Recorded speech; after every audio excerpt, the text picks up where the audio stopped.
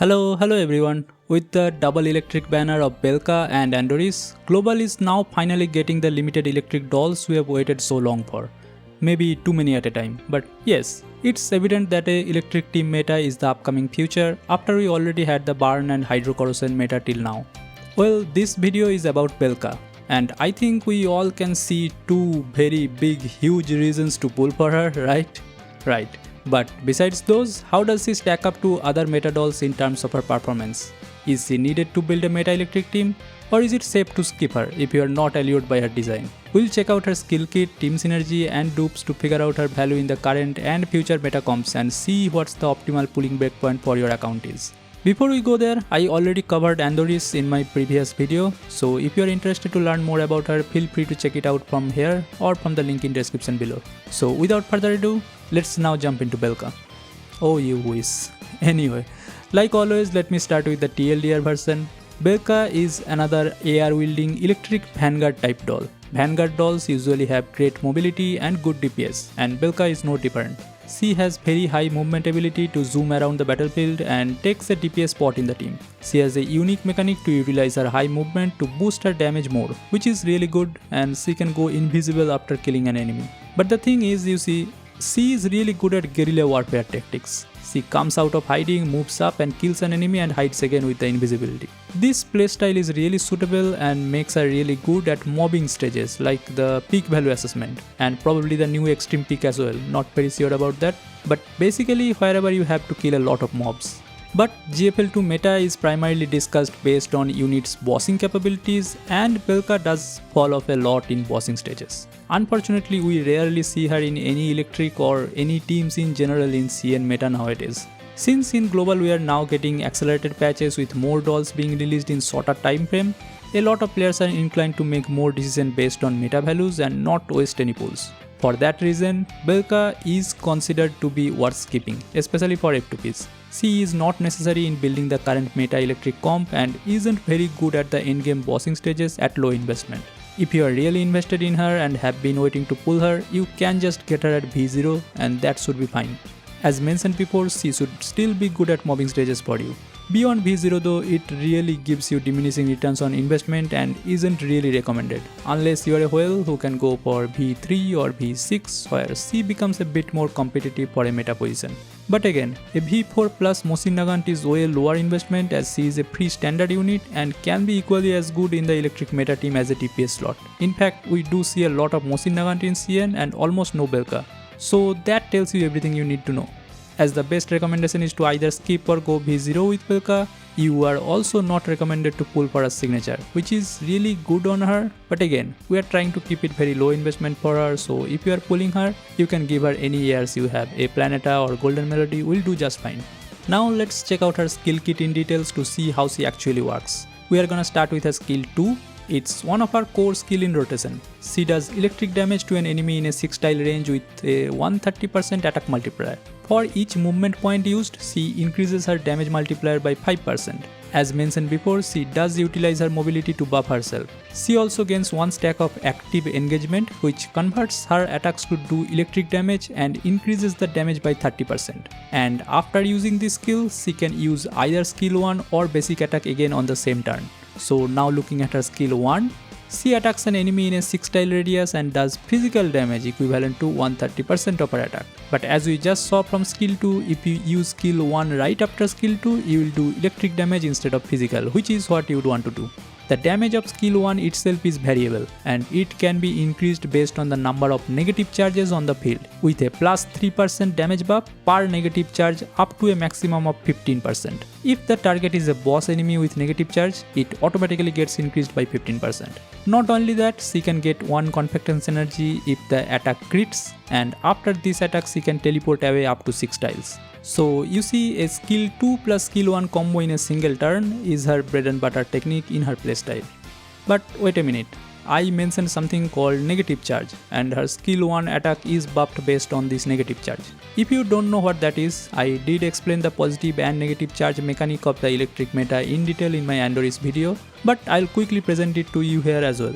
This is the electric meta's unique playstyle. Simply explained, positive charge is an electric buff for the allies and those with it heals 20% of their max HP at the end of their action. If there are other allies with positive charge buff within 3 tile radius, they heal 15% more, so a 35% total healing at the end of action. If they do electric damage to an enemy with negative charge debuff on them, they deal 35% more damage, which can be triggered 3 times per round by a unit with this buff. This is a really nice buff for everyone, but especially electric dolls.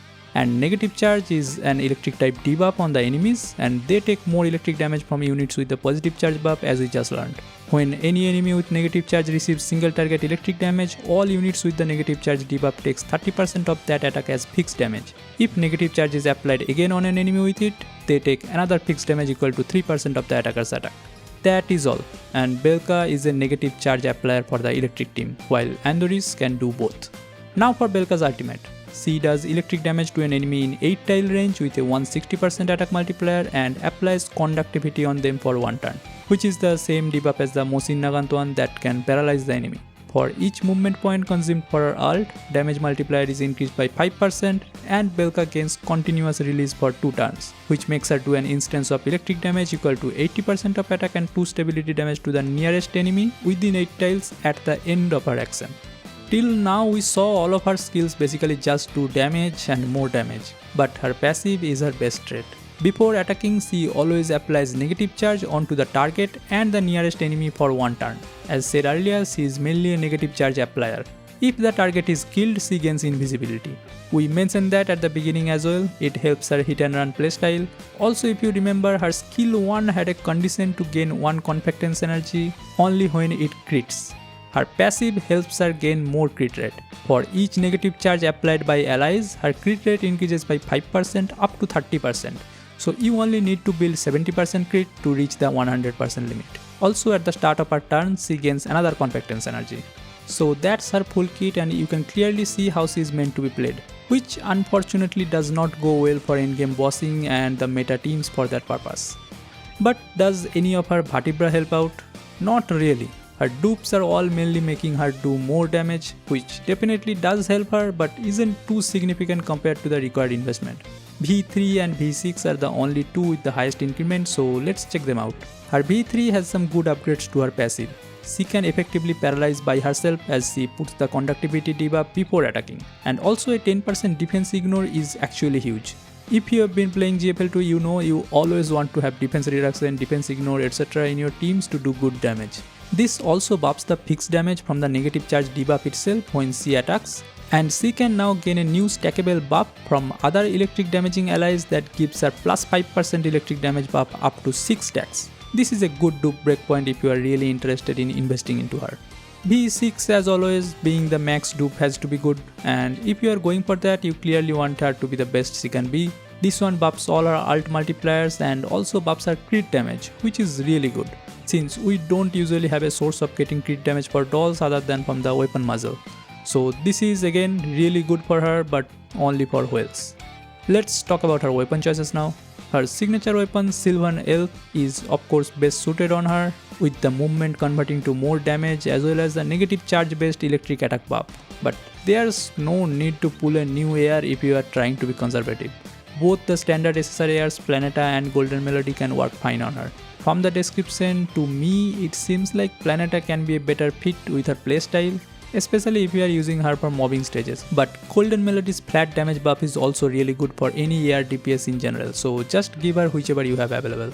Moving on to her build, like any other elemental DPS dolls, you have 2 set options. You can go either electric boost or phase strike on her. But as always, I will mention that phase strike is the universal choice in almost all dolls, so it's better and more efficient choice to farm for. Her stat priorities are standard DPS stuff, attack percentage, then flat attack, followed by crit rate and then crit damage.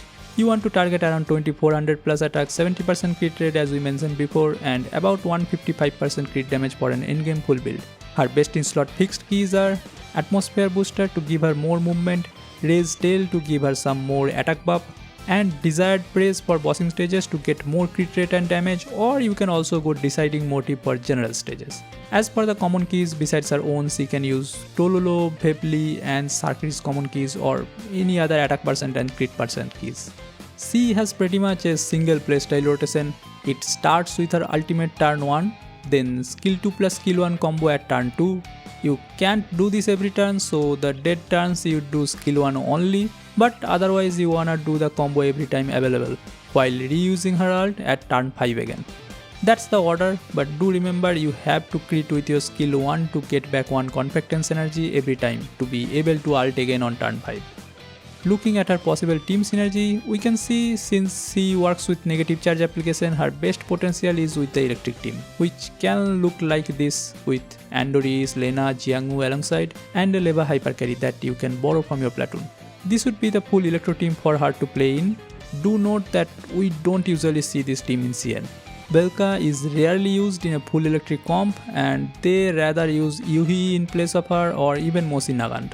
But right now, since we only got Andoris with her, Andoris plus Belka could also be a very useful duo to build a hybrid team around with the Burn Core, Hydro Core or Corrosion Core, etc. So if you are pulling her, you can definitely try her out with any of these possible comps.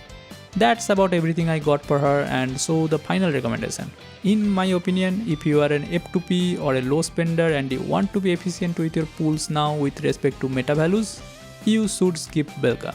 She doesn't bring any account changing value and isn't necessary for a future electric team build. But if you are a bit generous with your spending or you really like her, you can get her only at V0 and that should be fine.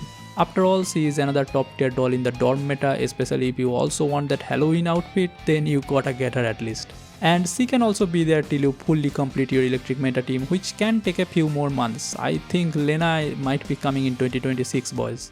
Anyway, besides that, if you are wailing for her, just go for a V3 as the medium breakpoint and V6 as the full max version. And you can get a signature weapon then as well. That is all. That concludes our review of Belka. Although she is not the most powerful top tier meta, she can bring you value during the early days of electric team building if you have the resources. Otherwise, just skip. Yeah, I'm not very keen on pulling her either, so we'll probably be skipping. But do let me know if you want to pull for her or you are pulling Andoris or saving for someone else. In any case, if you have enjoyed this video and found it helpful, feel free to drop a like and subscribe and hit the new hype button. That does help my channel. And if you want to directly show your support, you always have the option to join the channel membership or send a super thanks.